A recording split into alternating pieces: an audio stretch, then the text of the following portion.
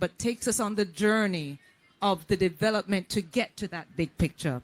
Well, ladies and gentlemen, he's going to share more of his thoughts and vision for you and the rest of Jamaica. Please help me welcome Dr. the Most Honorable Andrew Holness, your Prime Minister.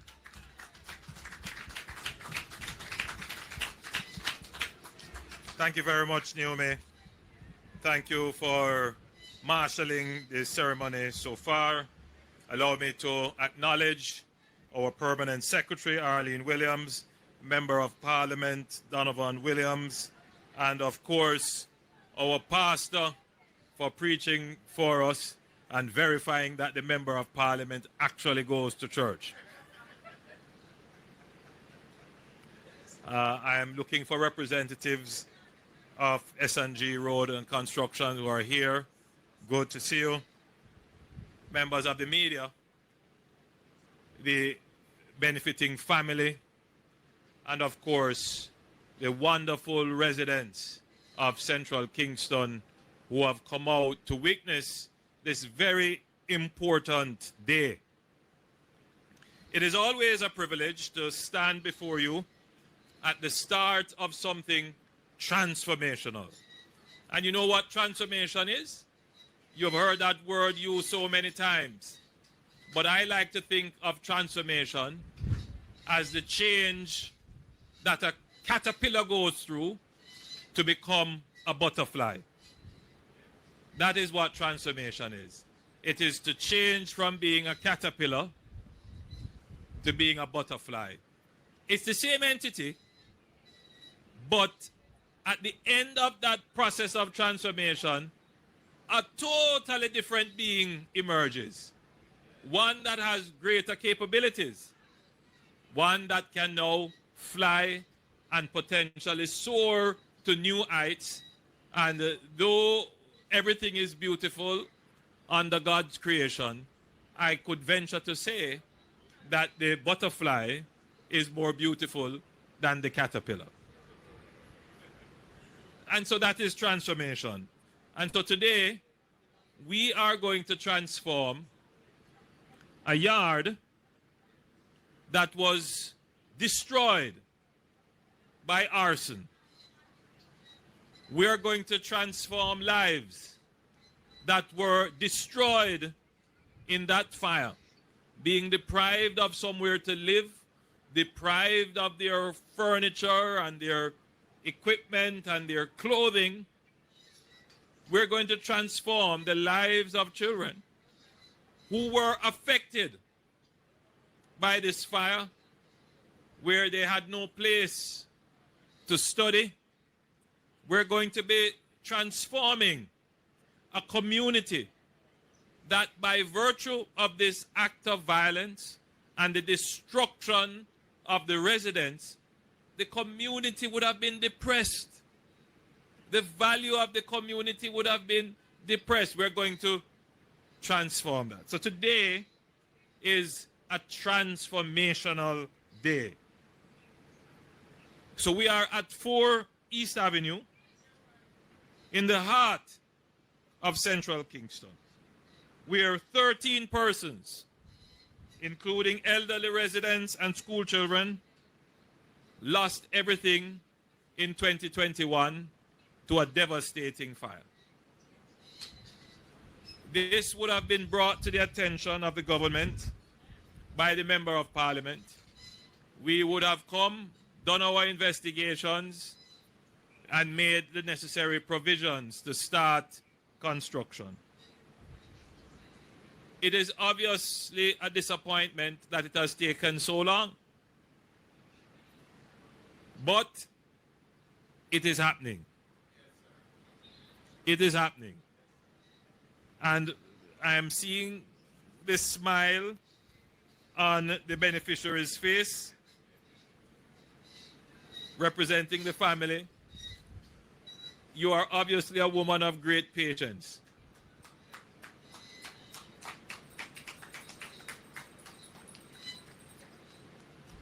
And that is a part of the government that we need to transform. The bureaucracy of government. the speed at which we get things done. Presently, we are laser focused on making sure that we have a high level of compliance with the rules. But that level of focus and compliance, though important, and though it must never be compromised, needs to also take into account that for 4 years, elderly persons, school children, and others were deprived of their homes and the benefit. So we are not saying that the public bureaucracy must not comply. I want to be clear, the public bureaucracy must comply with all the rules. From design, public investment, procurement, and contracting, we must comply with it. But you know what? We need to do two things. We need to look at all the rules that are in place and say which one makes sense. Because not every one of the rules that are there makes sense or actually serves a purpose. So we have to do what is called a transformation of the processes. In other words, they call that the business process re-engineering. We have to re-engineer the steps that are required for us to get to this point where we can break ground, because some of the steps don't make sense. And then we have to increase efficiency. We know the steps that have to be done, but they don't have to take so long. We have to work faster, because there is a 13-year-old child who is now going to be sitting CXC when at the time of the fire, they were just about going into grade 8 or 9. And without the house, without the comfort, their life chances are affected. So if it means that I do the paperwork a little faster, if I review the document a little faster, then that child can have a better chance of doing well at their CSEC. In other words, not only must the process perfect compliance, but the process must perfect compassion.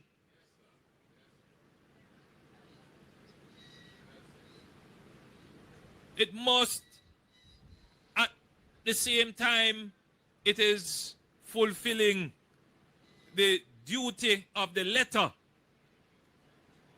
It must also fulfill the requirement of being service-oriented. And that is indeed the challenge that falls to my government, and a commitment that we have made. As we have said, we will transform the public bureaucracy to make it more functional, to make it more efficient, and to make it more responsive. So today is also transformational in the sense that the new social housing program will be fulfilling one of its modalities that we don't really use too often, and that is the construction and the redevelopment of what we ordinarily call in Jamaica big yard or tenement yard. One property where several households reside. A more elegant way to put it would be the multi-family housing solution. So we are now going to be building, I believe, 7 units here to cater to 7 distinct households, which we call a multi-family development. We have a few of those that we are scoping. We have another one coming for this constituency where we will be building 21 units.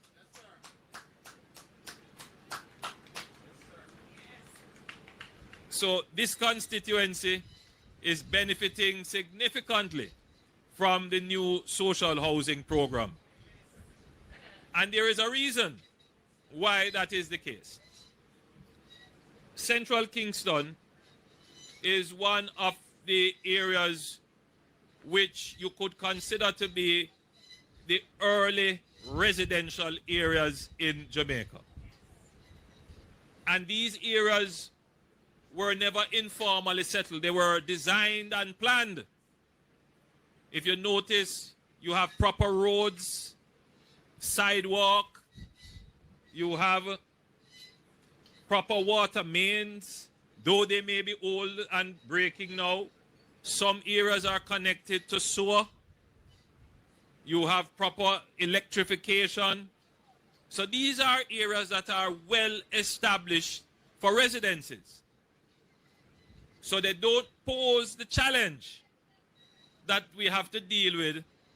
For example, where I went in a lovely district called Maho Hill in northern Clarendon, or in Shady Grove, or some other areas where the infrastructure is non-existent and the terrain, you know, only a sure-footed goat could manage to walk up those areas. And we have built in some really very difficult terrain because it is the only place that the land is available. Here, the contractors will smile. They won't complain because they don't have to pay extra labor to carry bags of cement on their back up hills, slipping and sliding when the walkway gets wet. I have walked on a few of them. Thank God I haven't slid on any. But we have built in some really very challenging environment. Right here is flat. It's, you know, near to the hardware, near to the quarry, near to the cement company. Everything is close by. And that is why one of the houses that we opened today, believe it or not, a 3-bedroom house, took 3 weeks to be constructed. 3 weeks. The contractor is here, Britalix, who did an amazing job in completing the unit in 3 weeks. So, you know, we all sometimes hear all kind of criticisms of local contractors. We have good local contractors who can do things efficiently. 3 weeks. But I also opened a house where I had to change contractor, and it took a year to complete. And the question would have been asked, why? If you could build it in 3 weeks, why would one of the houses take a year? You would have seen in the newspaper about housing taking a little while under this program to be built. Well, one of the considerations that contractors have to deal with is that when they come into some communities and they tally up their costs, there is an additional cost that they have to pay called security. Now, who they have to pay the security to, you know, is the person who created the insecurity in the first place.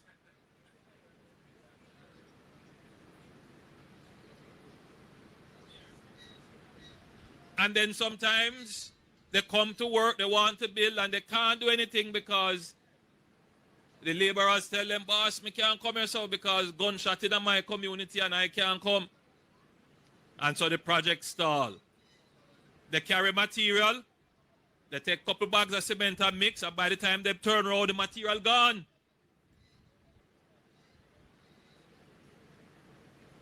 They drop the steel, and they say, well, steel heavy, them man, they lazy, them not going to take with the steel. They come back the next night, they see a long trail on the street, them just draw the steel, gone with it. These are things that affect projects like this. We don't talk about it, the newspapers don't write about it, and they give an impression as if it is all inefficiency on the part of government and contractors. But these are issues that face communities like these, which increase the cost of the construction and the time it takes to construct. And we have to bring this to the public attention. And that is why I'm so happy that in this community we can report that those persons who would be involved in that kind of activity, that many of them are no longer around.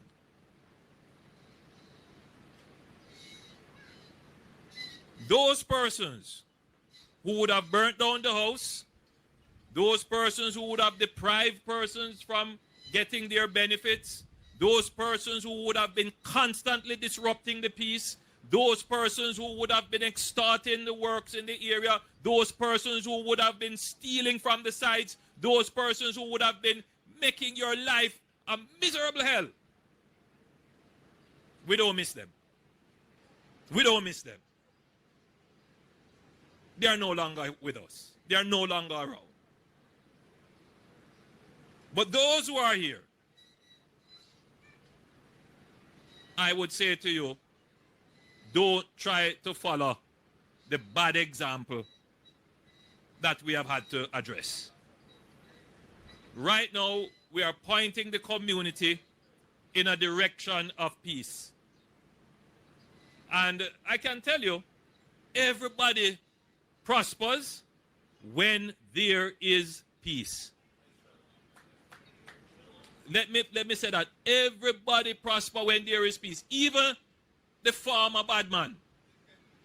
He too will prosper when there is peace. Even the farmer gun-toting criminal. Once he puts down his gun, he too can prosper once there is peace. Peace is beneficial for everyone. We are only able to do this, and we are able to predict that we will finish this in 6 months, because there is peace in this community. I urge the community members, everyone, to be wardens of the peace. You protect the peace. Don't let this peace that we have slip out of your hands again. The police are committed, they are working. They can only do half of it. The other half is up to you. So with these words of encouragement and reality, it gives me great pleasure to formally initiate the process of breaking ground and signing the $58.86 million contract to build these units.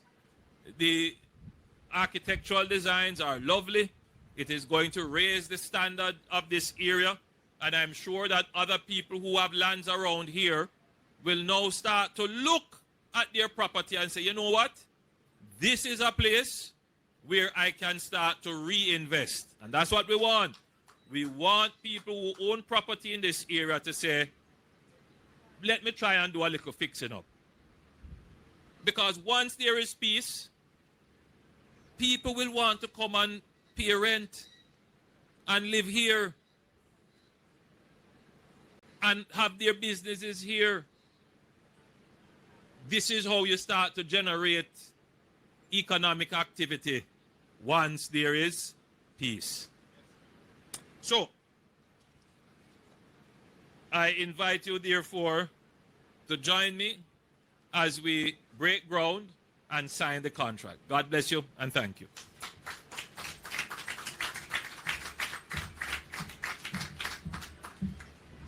Prime Minister, thank you so much for those encouraging words and taking everyone on your journey of transformation. Very crucial. You know, you said something toward the end concerning how people, that aspirational view that you always talk about. Because the truth is that once this development goes up, the property value around should go up. That's a tangible evidence of the development that we're talking about. That once we start seeing improvements, the influence will come where others will want to improve as well. Give the Prime Minister another round of applause, please. Look here now. I always say, you know, that anywhere you go, you must always say thanks and give thanks. And there is zero tax or tariff on thanks. And the people of Central Kingston, I know, love to say thanks. There's a lady who reached long before the Prime Minister reached because she knows her stake in this property. She knows her stake and the benefit. And so, ladies and gentlemen, give your neighbor, your friend, Miss Doreen Palmer, a round of applause. She'll do the vote of thanks for us. Good afternoon, ladies and gentlemen. It is a great privilege and honor to be here this evening to give the vote of thanks on behalf of the Palmer's family. You know, I can never forget the 27th of July, 2021, when our lives turned for a difficult time. And during the past 4 years, I can speak of myself. I've been through hell and back when my home burned down. All that I have been through, finally, I can say to God, be the glory, great things that he has done. And this evening, I want to say thank you to the chair lady, Miss Naomi Francis, JP, Press Secretary in the Office of the Prime Minister. Also, I want to say thank you to Pastor Smith of North Street SDA Church. Also, Miss Arlene Williams, Permanent Secretary in the Ministry of Job Creation. Right? Thank you. Mr. Donovan Williams, MP. Who could ask for a better MP than Mr. Williams? Come on. Who could ask for a better MP than Mr. Williams? I don't care when nobody wants to say. Mr. Donovan Williams is the best ever MP for Central Kingston. The best ever MP for Central Kingston. And I can truly say, Mr. Williams, it's an honor to meet you, sir. Now I am down to the most honorable Prime Minister, Andrew Holness, ON, PC, MP, Prime Minister, and Minister of Job Creation. I want all hands to raise this evening. All hands, come on. He is the best ever Prime Minister that Jamaica had ever seen. And if we want progress, Andrew Holness is the way forward. If we want progress, Andrew Holness is the way forward. And I can proudly say, Mr. Andrew Holness, I thank you, sir. I lift my hands to you this evening in solidarity with you and your work and what you have been doing for the Jamaican people. You know, this morning when I got the call, yesterday even when Mr. Gordon called me and he said to me, I was in the kitchen preparing dinner. And when he called me, he said to me, Miss Palmer, you can't go work tomorrow, you know. You can't go work tomorrow. I said, what do you mean, Mr. Gordon? Him said there will be groundbreaking tomorrow. I said, why you say? I'm a ball out, hallelujah! Yes! I said, thanks be to God, it's come to an end. No more up and down, finding place to live, going through all these trials and this tribulation.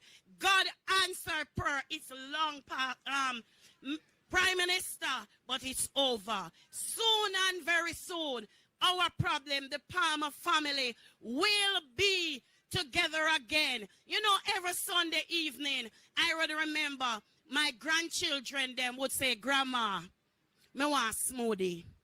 Even my 20-year-old grandson would say to me every we talk, Grandma, me miss coming to your house for smoothie. From your move, gone live a St. Catherine, we can't get no more smoothie. The food where you cook, because I am all the way in Bagwalk, St. Catherine. The family is all over the place. To God be the glory, great things he has done. The Palmer family will be back together again, as it ought to be. And I want to give thanks.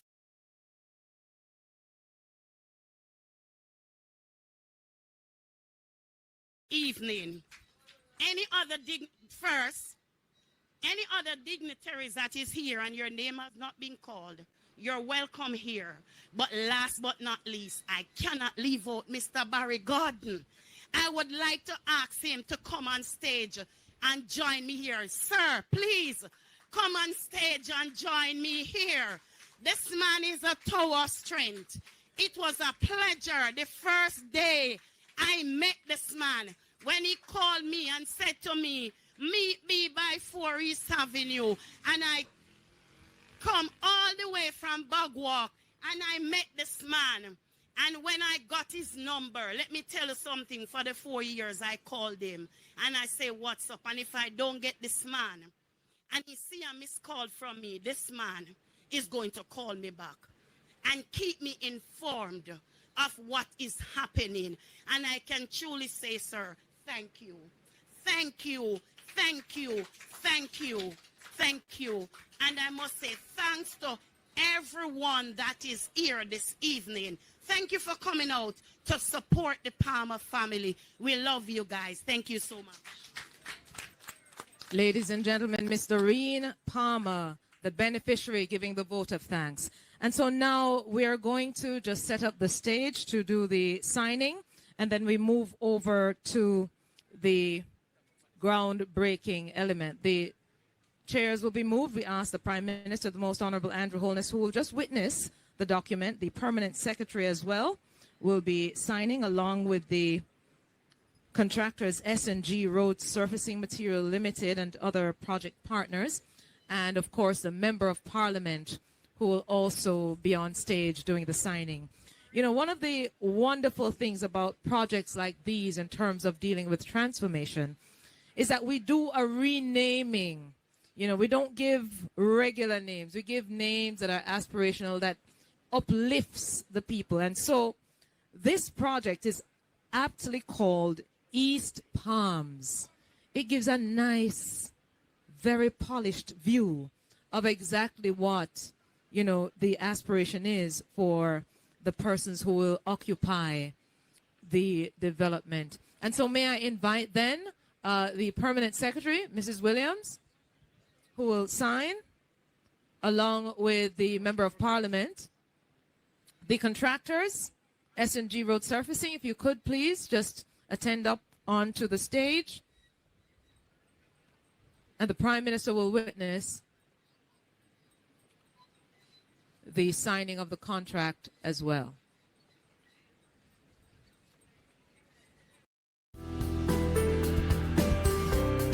What was most interesting to me was the fact over 50% of the students are working. There are a number of students who are refugees.